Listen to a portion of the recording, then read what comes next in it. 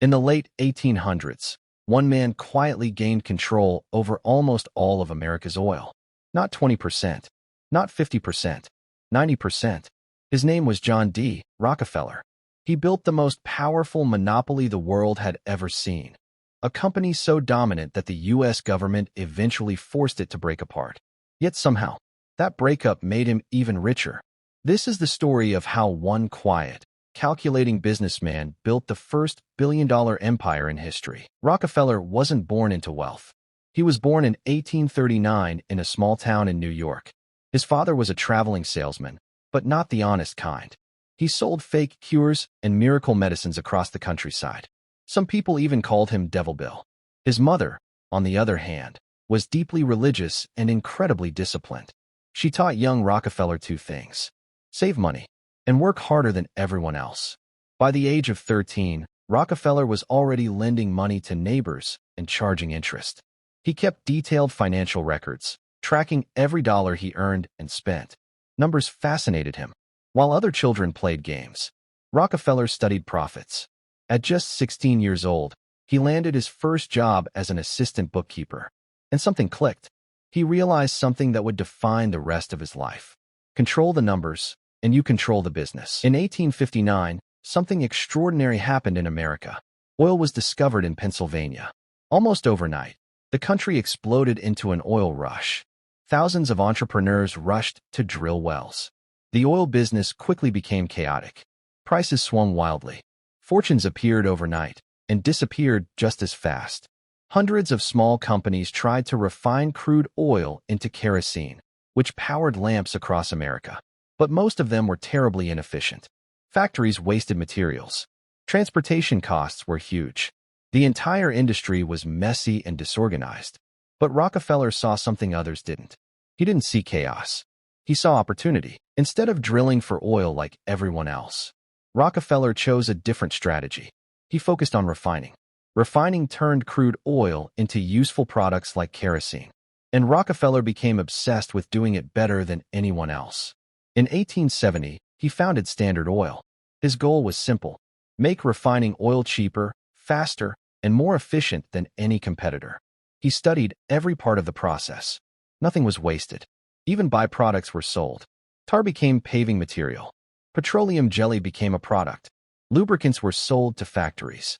Rockefeller believed efficiency was power, and soon, his refinery became the most efficient in America.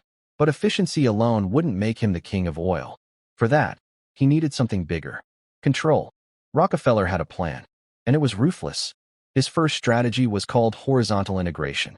Instead of competing with rival oil refineries, he bought them, one by one. Sometimes he offered cash. Sometimes he offered shares in Standard Oil. But if a competitor refused, Rockefeller had another tactic: price wars. Standard Oil would temporarily slash prices so low that competitors couldn't survive. Small refineries went bankrupt, and when they did, Rockefeller bought them for pennies on the dollar. But his most controversial tactic involved railroads. At the time, oil had to be transported by train. Rockefeller secretly negotiated special discounts with railroad companies. Standard Oil paid far less for transportation than its competitors. Even worse, railroads sometimes gave Rockefeller information about his competitors' shipments. This gave him an enormous advantage. And slowly, relentlessly, Standard Oil absorbed the entire industry. By the 1880s, Standard Oil had become unstoppable. Rockefeller expanded his empire beyond refineries. He built pipelines, storage facilities, rail transport systems, distribution networks. He controlled every step of the oil business, from refining to transportation to delivery. At its peak, Standard Oil controlled about 90% of America's oil refining. No company had ever dominated an industry so completely. Rockefeller wasn't just a businessman anymore. He was the most powerful industrialist in America. But power like that always attracts enemies.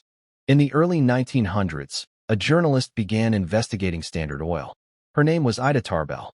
Tarbell spent years researching Rockefeller's empire.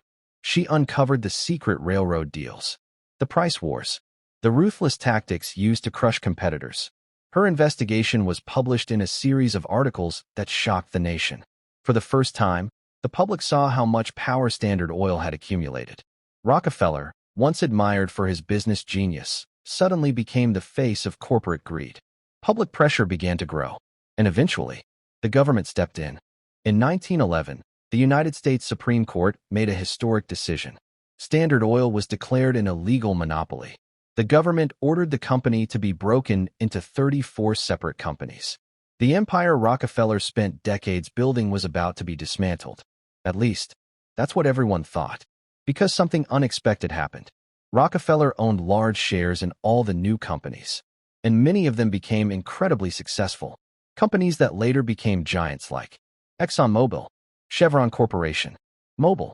As their stock prices rose, Rockefeller's wealth exploded. The breakup that was meant to destroy his empire actually made him even richer. By the early 1900s, Rockefeller became the world's first billionaire. At a time when $1 billion was almost unimaginable, when adjusted for inflation and economic power. Historians estimate Rockefeller's wealth would equal $300 to $400 billion today. That could make him the richest American in history. Richer than modern tech billionaires. Richer than oil tycoons. Richer than Wall Street legends. But as he grew older, Rockefeller began focusing on something else, giving his money away. Later in life, Rockefeller transformed from ruthless industrialist into one of the greatest philanthropists ever. He donated over $500 million during his lifetime, which would equal tens of billions today. He funded universities, medical research, and education programs. He helped create the Rockefeller Foundation. He funded the University of Chicago. His donations helped advance medicine, science, and public health. The man once criticized for building a monopoly ended up reshaping modern philanthropy. John D. Rockefeller didn't just build a company. He built a system, a blueprint for corporate dominance. His strategies, efficiency, consolidation, and vertical control changed how businesses operate forever. And even today, more than a century later, the companies that grew from Standard Oil still dominate the global energy industry. Rockefeller once said, "The secret of success is to do the common things uncommonly well." And whether people admire him or criticize him, there's no denying one thing. John D. Rockefeller didn't just play the game of business. He rewrote the rules.